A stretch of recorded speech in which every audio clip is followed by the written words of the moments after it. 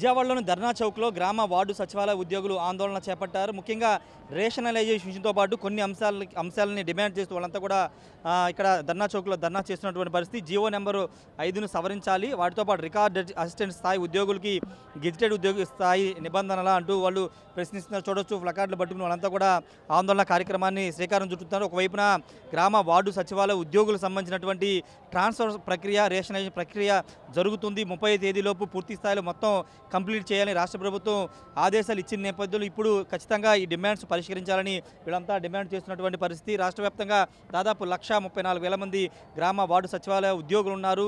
చాలా చోట్ల చాలామంది ఇబ్బందులు ఎదుర్కొంటున్నారు. ముఖ్యంగా ట్రాన్స్ఫర్స్ వ్యవహారంలో సొంత మండలాలు లేకపోతే అర్బన్ ప్రాంతాల్లో సొంత ఏరియాలో ట్రాన్స్ఫర్స్ ఇవ్వాలని వాళ్ళంతా డిమాండ్ చేస్తున్నటువంటి పరిస్థితి చూడొచ్చు. ఇన్ఛార్జీలు వద్దు, ప్రమోషన్స్ ముద్దంటూ వాళ్ళంతా రకరకాల వాళ్ళ డిమాండ్తో ఇక్కడ ఆందోళన చేపట్టడం జరిగింది. యూనియన్ నాయకులు ఉన్నారు, దీనికి సంబంధించి అంశం వాళ్ళతో మాట్లాడదాం. ఒకసారి ఏ అంశాలు వాళ్ళు ప్రధానంగా డిమాండ్ చేస్తున్నారు అనే అంశాలు వాళ్ళతో మాట్లాడతాం. అండ్ ఏంటండి ప్రధానంగా మీరు ఈరోజు ధర్నా చౌక్లో ఆందోళన చేయడానికి గల కారణం ఏంటి? ఒకవైపున ప్రభుత్వం ట్రాన్స్ఫర్స్, మీరు ఎన్నో సంవత్సరాలకు ఎదురు చూస్తున్నటువంటి ట్రాన్స్ఫర్స్ని ఇచ్చింది, అందరినీ కూడా బదిలీ చేస్తామని చెబుతున్న నేపథ్యంలో మీరు ఇప్పుడు ఆందోళన చేయడానికి గల కారణం ఏంటి?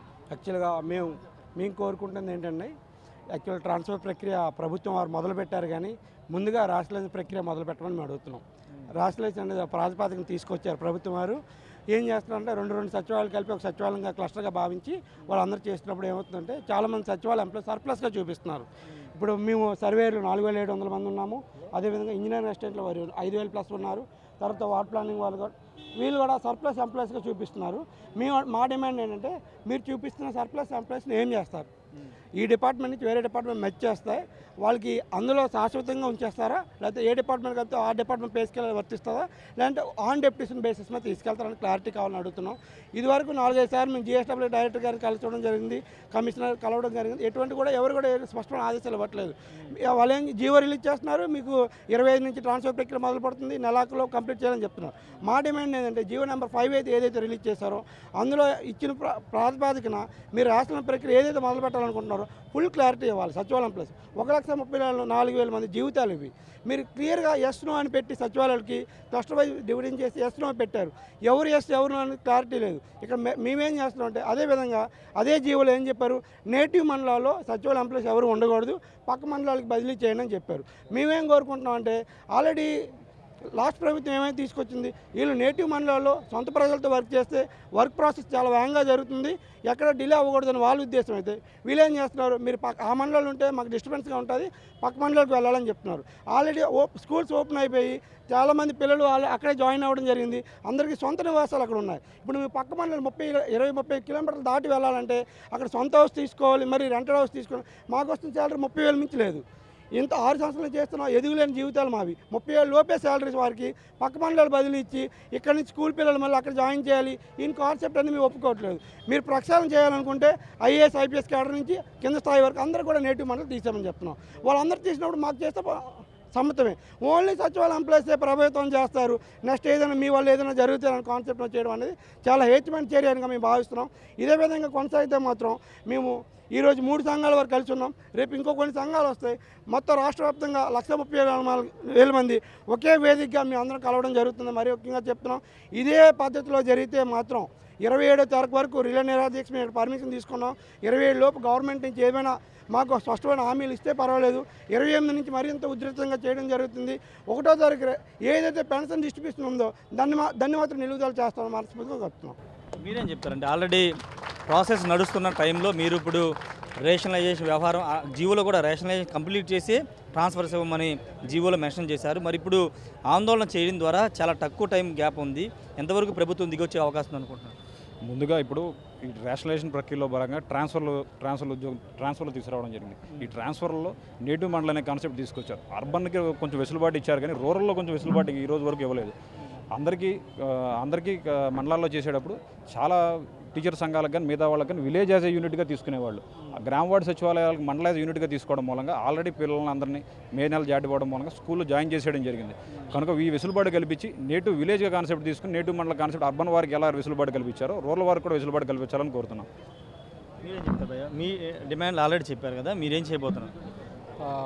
మేము యాక్చువల్లీ ఫిబ్రవరి 17వ తారీఖున already GSW staff council meeting జరిగింది.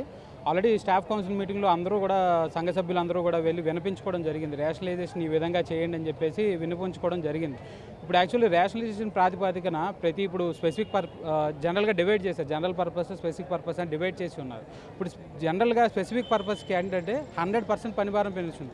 ఇందు ముందు ఒక సచివాలయంకి ఒక ఇంజనీరింగ్ అసిస్టెంట్ కానీ ఒక సర్వేయర్ కానీ చేసేవారు. ఇప్పుడు ఈ ప్రాతిపదికన, ఈ రేషనలైజేషన్ ప్రాతిపదికన మనకేంటంటే 2 సచివాలయాలకు కలిపి ఒక ఇంజనీరింగ్ అసిస్టెంట్ని చేయమంటున్నారు. అంటే 100% పనిభారం అనేది ఇప్పుడు పెరుగుతూ ఉంది.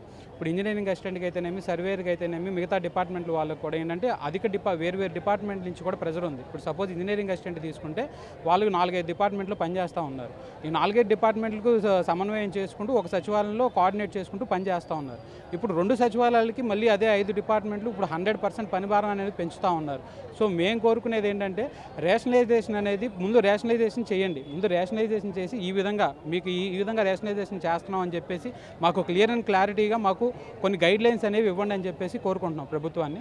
సో ఇదండి జనరల్గా మీ మీద ప్రధానంగా పొలిటికల్ పార్టీ లీడర్లు చేసే ఆరోపణ ఏంటంటే అసలు సచివాలయ ఉద్యోగులు ఎక్కడ పనిచేస్తున్నారు, ఖాళీగా వచ్చి వెళ్తున్నారు, జీతాలు తీసుకున్నారు, వాళ్ళకి పని ఎక్కడ ఉంటుంది, ఒక 1000 మంది 15 మంది ఉన్న చోట 14-15 మందిని స్టాఫ్ని పెట్టారు, వాళ్ళు ఖాళీగా ఉంటున్నారు, ఒక ఆరోపణ వాళ్ళు చేస్తున్నారు.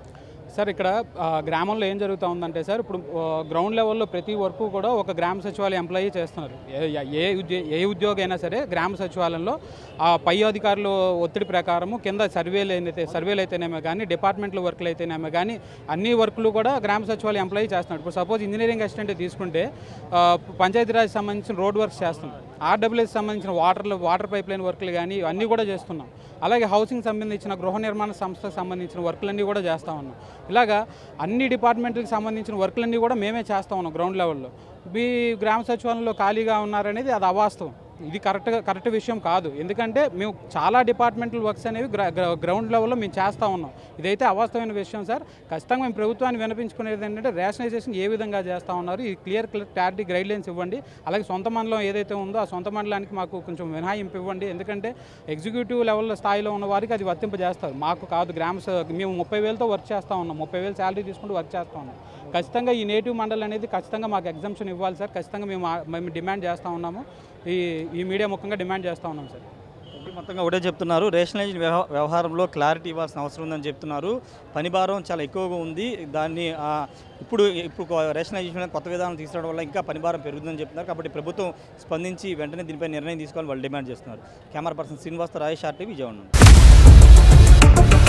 ఇండియా పాకిస్తాన్ ఉద్రిక్తతలపై లేటెస్ట్ అప్డేట్స్ కోసం డౌన్లోడ్ చేసుకోండి RTV లైవ్ యాప్.